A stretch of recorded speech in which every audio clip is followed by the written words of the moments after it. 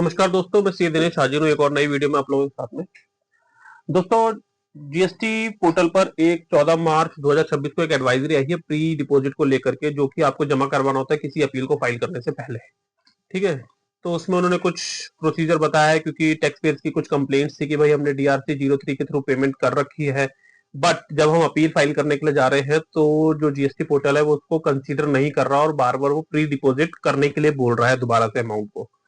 तो उसी का जो सॉल्यूशन है वो मैं आपको आज प्रैक्टिकली बताने वाला हूँ इस वीडियो के माध्यम से, कि आपको किस तरीके से अपने उस DRC 03 के अमाउंट को यूज करना है अपनी प्री डिपॉजिट पेमेंट के लिए, जो कि आपको अपील से पहले फाइल करनी होती है। तो आइए मैं दिखाता हूँ कि स्क्रीन पे ले चलता हूँ मैं आपको जीएसटी पोर्टल की, कि किस तरीके से वो फाइल किया जाता है। ठीक है, लाइक दिस। ये जीएसटी पोर्टल पे मैंने एक लॉगिन कर रखा है ऑलरेडी। ठीक है, अब दोस्तों होता क्या है, जब DRC 03 आप फाइल कैसे करते हैं, DRC 03 फाइल करने के लिए आपको जाना होता है यूजर सर्विसेज में। यूजर सर्विसेज में जाके माई एप्लीकेशंस, ठीक है, माई एप्लीकेशंस के अंदर आप इंटीमेशन ऑफ वॉलेंटरी पेमेंट को जब सेलेक्ट करते हैं, उसके बाद में न्यू एप्लीकेशन करेंगे तो ये पोर्टल पूरा पेज खुलता है जिसके ऊपर आप DRC 03 फाइल कर सकते हैं। ठीक है, जिसमें आपको कॉस्ट ऑफ पेमेंट के अंदर आपको सेलेक्ट करना है कि किसके अगेंस्ट में आपको करना है। ठीक है, ये इस तरीके से होता है इसमें। ठीक है, अब होता क्या है, जब आप इस डिटेल्स को, इसके अंदर जो जो डिटेल्स मांगा जाता है, किस पीरियड का है, क्या अमाउंट है, कौन से एक्ट के अंदर है उसका, आपका प्लेस ऑफ सप्लाई क्या है, ये सब आपको भरने के बाद में आप इसको सबमिट कर पाएंगे।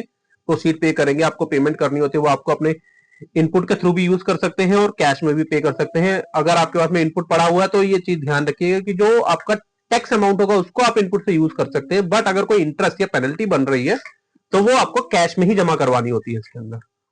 अब दोस्तों, जब आप DRC 03 फाइल कर देते हैं, ठीक है, तो अब जो अभी इशू आ रहा था, जो टैक्स पेयर कह रहे थे कि हमने DRC 03 के थ्रू हमने वॉलेंटरी पेमेंट कर रखी है बट हम उसको यूज नहीं कर पा रहे हैं।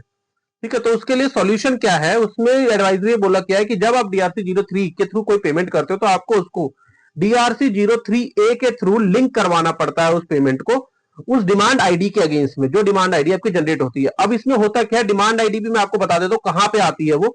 जब आपकी इन्वेस्टिगेशन कोई चल रही थी या आपके पास में कोई डिमांड ऑर्डर आ गया है, तो आपको डिमांड ऑर्डर देखना कहां पे, सबसे पहले आप सर्विसेज में जाएंगे, सर्विसेज में लेजर में जाएंगे, लेजर्स में जाएंगे लाइबिलिटी रजिस्टर, लाइबिलिटी रजिस्टर पे जैसे ही आप क्लिक करेंगे, क्लिक करने के बाद में ये पेज जो खुलता है तो इसमें देखिए पार्ट 1 और पार्ट 2 दो बोल रहा है। पार्ट 1 होता है आपका रिटर्न रिलेटेड लाइबिलिटी, मीन जब आप GST 1 फाइल कर देते हैं, उसके बाद जब GST 3B में जाते हैं तो वो होती है आपकी return related liability.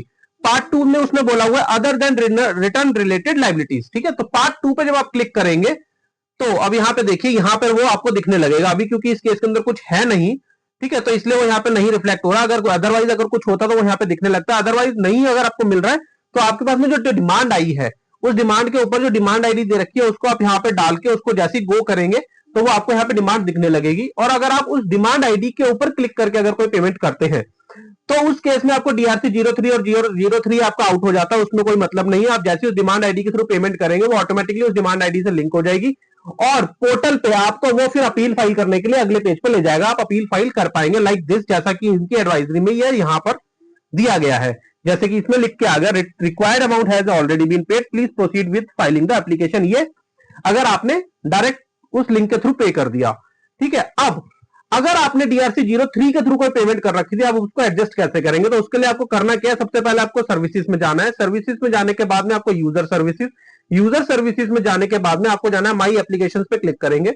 My application पे क्लिक करने के बाद में जब आप ये एप्लीकेशन टाइप है, आप देखिए इसमें आ रहा है adjustment of payment made through DRC 03 form GST DRC 03A। ठीक है, ये अब एडजस्टमेंट की बात कर रहा है। ये किस लिए बात कर रहा है कि जब आपने DRC 03 जो फाइल कर दिया, अब उसके अगेंस्ट में आपको उस पेमेंट को जब एडजस्ट कराना तो आप इस पर क्लिक करिए।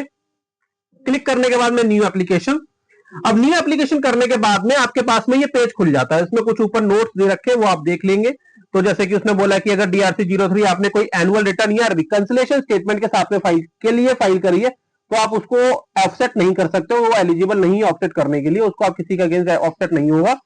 अगर कोई DRC 03 shall be offset to the extent of outstanding demand, आपने अगर कोई DRC 03 फाइल किया तो आप उसको आउटस्टैंडिंग डिमांड के अगेंस्ट में ऑफसेट कर सकते हैं। और यदि if the outstanding demand is less than the available balance in DRC 03, यदि आपका जो आउटस्टैंडिंग डिमांड का बैलेंस है वो DRC 03 में जो पेमेंट कर रखी है उससे कम है।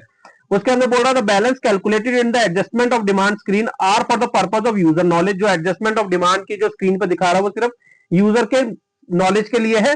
The offset shall actually happen only when the application is submitted. जो एक्चुअली जो ऑफसेट होगा जब आप एप्लीकेशन सबमिट कर देंगे उसके बाद ही होता है। इसके बाद में form GST DRC 03 utilize for claiming recredit of ITC in form PMT 03A can not be consider for offset. अगर आपने DRC 03 का अमाउंट अपने आईटीसी को रिक्रेडिट क्लेम करने के लिए, रिक्रेडिट करने के लिए PMT 03 मतलब ये पेमेंट का फॉर्म होता है आपका, अगर उसके लिए यूज कर दिया तो आप उसको ऑफसेट नहीं कर पाएंगे। ठीक है, ये इसके नोट से वो आपको मैंने बता दिया है जो इसमें बोला गया। अब आपको DRC 03 फाइल कैसे करना है? जो डिमांड आपके लिए आई है, जो डिमांड आपकी खड़ी हुई है, जो प्री डिपोजिट वो बोल रहा है कि भाई मेरे को ये प्री डिपोजिट जमा करवाओ तभी मैं अपील फाइल करने दूंगा, और आपने ऑलरेडी DRC 03 फाइल कर रखा है, तो आपको करना क्या है? जो DRC 03 आपने फाइल किया हुआ है जितने अमाउंट का, उसका एक रेफरेंस नंबर उस DRC 03 फॉर्म पे मिल जाएगा आपको। वो रेफरेंस नंबर आप जैसे यहां पर डाल करके सर्च करेंगे, ठीक है, क्योंकि अभी मेरे पास में नंबर नहीं है, अगर वो होता तो मैं आपको वैसे भी बता देता। जैसे ही आप उसको सर्च करेंगे, सर्च करने के बाद में ऑटोमेटिकली वो सारी डिटेल यहाँ पे कंसीडर कर लेगा कि उसकी डेट ऑफ फाइलिंग क्या है, कॉस्ट ऑफ पेमेंट क्या है, पीरियड फ्रॉम, पीरियड टू। लेकिन ये चीज ध्यान रखिएगा कि ये आपका जो पीरियड टू और पीरियड फ्रॉम आप वही DRC 03 यूज करें जो आपने उस टाइम इन्वेस्टिगेशन के टाइम पर या फिर वॉलेंट्री उस पर्टिकुलर फाइनेंशियल ईयर के लिए फाइल किया था या उस पीरियड के लिए फाइल किया था। ऐसा ना हो कि DRC 03 तो आपने किसी और पीरियड का फाइल कर रखा है, आप उसको यहाँ पे यूज करवाना चाह रहे हैं उस पीरियड के लिए, तो ऐसा नहीं होना चाहिए। तो आपको यहाँ पे सब चेक कर लेना। वो DRC 03 आप मान लीजिए आपने उस टाइम पे भर दिया था कि आपको लग रहा था कि हाँ भाई कोई डिमांड निकल सकती है, आप जैसे सर्च करेंगे ये ऑटोमेटिकली सारी डिटेल्स यहाँ पे उठा लेगा कि कब आपने उसको डेट क्या थी फाइलिंग की, क्या कॉस्ट ऑफ पेमेंट था, किस वजह से आपने पेमेंट करी थी, किस पीरियड का था, किस किस सेक्शन में और किस किस हेड के अंदर आपने वो जमा करवाया, मतलब वो टैक्स के अंदर है, इंटरेस्ट है, पेनल्टी है, फी है, कोई अदर है, वो IGST का है, CGST का है, SGST का है, ये सेस का है। ये सब अमाउंट ऑटोमेटिकली आपका उठ के आ जाएगा आपके अंदर, बैलेंस पता चल जाएगी आपका एज ऑन डेट DRC 03 में कितना पेमेंट बचा हुआ है।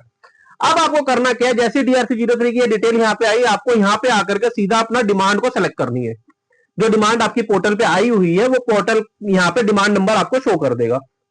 आप जैसे ही उस डिमांड को यहाँ पे सेलेक्ट करेंगे, वो सेलेक्ट करने के बाद में सब डिटेल्स वो ऑटोमेटिकली यहाँ से उठा लेगा, क्या डिमांड ऑर्डर डेट है, ऑर्डर टाइप किस तरह का है, वो किस पीरियड का है, उसके बाद में outstanding demand as on date, उस ऑर्डर के अगेंस्ट में क्या डिमांड आपकी निकली हुई है और किस हेड की निकली हुई है, वो सब ऑटोमेटिकली यहाँ पे दिखा देगा वो आपको। आप उसको डालने के बाद में जैसे ही आपको इसको एडजस्टमेंट पे क्लिक करेंगे, एडजस्टमेंट डिमांड पे, वो ऑटोमेटिकली उस डिमांड के अगेंस्ट जो डिमांड आपकी खड़ी थी, मतलब जो प्री डिपोजिट आपको करना था, जो डिपार्टमेंट बोल रहा है, वो ऑटोमेटिकली DRC 03 में जो पेमेंट कर रखी है उससे ऑटोमेटिकली वो यहाँ पे एडजस्ट कर देगा। ठीक है, एडजस्ट करने के बाद में अगर आपको कोई सपोर्टिंग डॉक्यूमेंट लगाना, लाइक कोई चालान लगाना है आपको, भाई मैंने ये चालान जमा करवा रखा तो चालान की कोई कॉपी वगैरह लगानी है, डिमांड ऑर्डर लगाना है जो आया हुआ है कि हमने इस डिमांड ऑर्डर के अगेंस्ट में ये पेमेंट कर रहे हैं, वो आप यहाँ पे अटैच कर सकते हैं। वो अटैच करने के बाद में आपको नीचे जाकर के ये क्लिक कर देना है इसके ऊपर, जो इसकी कंडीशन जो अंडरटेकिंग वो बोल रहा है। अंडरटेकिंग करने के बाद में वेरिफिकेशन करेंगे, जो उसका ऑथराइज सिग्नेटरी है आप उसको सेलेक्ट करेंगे, अपना प्लेस सेलेक्ट करेंगे, और जैसे प्रोसीड टू फाइल करेंगे उसके बाद में आपको यह प्रोसीड टू फाइल करने के बाद में EVC कोड आता है, वो आपको डालने के बाद में इसको सबमिट कर देना। आप जैसे ही इसको सबमिट करेंगे, सबमिट करने के बाद में आपका जो DRC 03 है वो फाइल हो जाएगा, और आपकी जो डिमांड जो आपकी यहाँ पे पोर्टल पे खड़ी हुई थी, जो आप इस लेजर में देखेंगे इलेक्ट्रॉनिक लाइबिलिटी लेजर के अंदर, यहाँ पे अदर रिटर्न लाइबिलिटी में आएंगे तो यहाँ पर वो ऑटोमेटिकली उसको एडजस्ट कर देगा, और एडजस्ट करने के बाद में डायरेक्ट आपको वो ये मैसेज शो कर देगा, required amount has already been paid, please proceed with the filing application. ठीक है, जैसे वो ये मैसेज आपको शो करेगा वैसे ही आपको अपना आगे जाकर के अपनी अपील फाइल कर देनी है। प्रोवाइडेड अगर आपका DRC 03 का अमाउंट कम था और आपने उसको एडजस्ट करा है, तो अगर कोई भी बैलेंस अमाउंट आपके पास में रह जाता है तो वो आपको और फिर जमा करवाना पड़ेगा। देन फर्दर जमा करवाने के बाद में ही आपको वो ये मैसेज शो करेगा, और शो करने के बाद में आप अपनी अपील को फाइल कर सकते हैं। ठीक है, तो ये एक प्रैक्टिकल एग्जांपल मैंने आपको दे दिया है कि DRC 03 फाइल करने का, DRC 03 किस तरीके से फाइल करना है किसी डिमांड आईडी के अगेंस्ट में अगर आप अपील में जाने वाले हैं। ठीक है, ऐसी ही अपडेटेड वीडियोस के लिए मेरे चैनल को लाइक एंड सब्सक्राइब कर ले, और मैं दिनेश आपसे मिलूंगा किसी नई वीडियो के अंदर। तब तक के लिए बाय बाय।